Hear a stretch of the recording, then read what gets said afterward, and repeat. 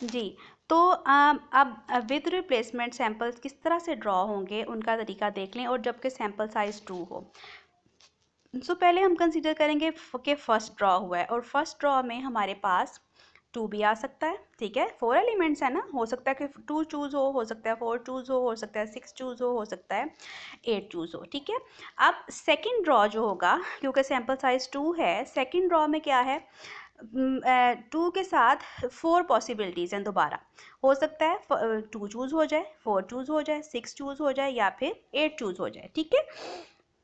Again 4 के साथ हमारे पास फिर 4 पॉसिबिलिटीज़ हैं, 2 4 6 और 8, ठीक है।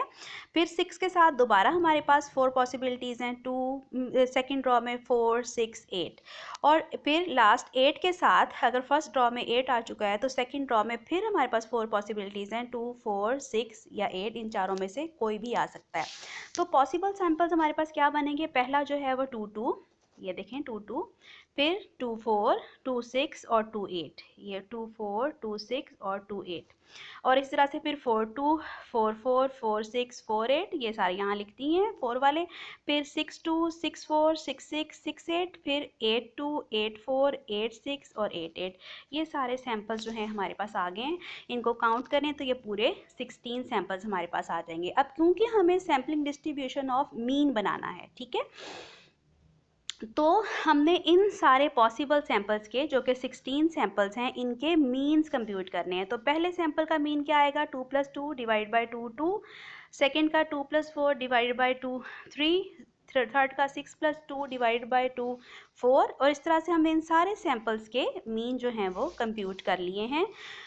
अच्छा, ये हमारे पास स्टेप 2 जो है वो कंप्लीट हो गया है। थर्ड मेन स्टेप जो है वो हमारे पास क्या होगा कि हमने sampling distribution of sample means बनाना है। उसके लिए आपने क्या करना है, उसके लिए ये करना है कि आपके ये जो मीन्स आए हैं ये वाले, आपने देखना है कि इन मीन्स में जो कौन कौन सी पॉसिबल वैल्यूज़ अपीयर हुई हैं।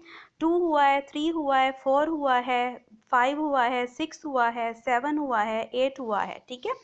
तो जो वैल्यूज़ आई हैं उनको एक एक दफ़ा यहाँ पे लिख देना है। पहला कॉलम बनाना है सैम्पल स्टेटिस्टिक्स एक्स बार का।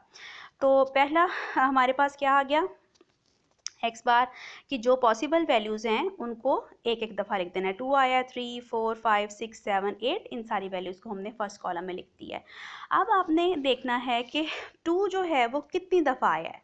हमारे पास 2 1 टाइम आया, लिहाजा उसकी फ्रीक्वेंसी क्या होगी 1। 3 कितनी दफ़ा आया है 2 टाइम्स, तो 3 जो है वो उसको हम 2 टाइम्स लिखेंगे। ऐसे ही 4 5 6 7 8 को काउंट कर लेंगे। ये देखें जैसे हम यहाँ पे हम लोग अगर 4 को काउंट करें, 4 कितनी दफ़ा है 1 2 3 टाइम्स 4 है, ठीक है। इसी तरह से आप 5 को काउंट करेंगे कितनी दफ़ा है, 6 को काउंट करेंगे कितनी दफ़ा आया है, 7 को काउंट करेंगे, और फिर 8 को काउंट करेंगे, और जितनी जितनी दफ़ा वो आए हैं वो सब के सब हमने कहाँ लिख देने हैं, हम लोगों ने यहाँ फ्रीक्वेंसी वाले कॉलम में लिख देने हैं।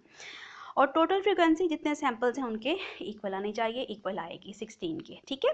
उसके बाद सैम्पलिंग डिस्ट्रीब्यूशन के लिए मैंने आपको बताया था कि 2 मेन आपके कॉलम्स हैं। एक तो स्टेटिस्टिक का कॉलम, एक्स बार का कॉलम, जो कि स्टेटिस्टिक मीन थी क्योंकि, और दूसरा प्रोबेबिलिटी ऑफ एक्स बार का।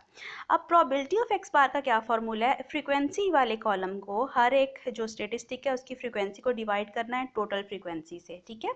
पहली फ्रीक्वेंसी है 1 को डिवाइड करेंगे 16 से, तो फर्स्ट प्रोबेबिलिटी क्या आएगी 1/16। सेकंड क्या आएगी 2/16, 2 है सेकंड फ्रीक्वेंसी। तीसरी 3/16, चौथी 4/16, फिर 3/16, फिर 2/16, और लास्ट फिर दोबारा 1/16।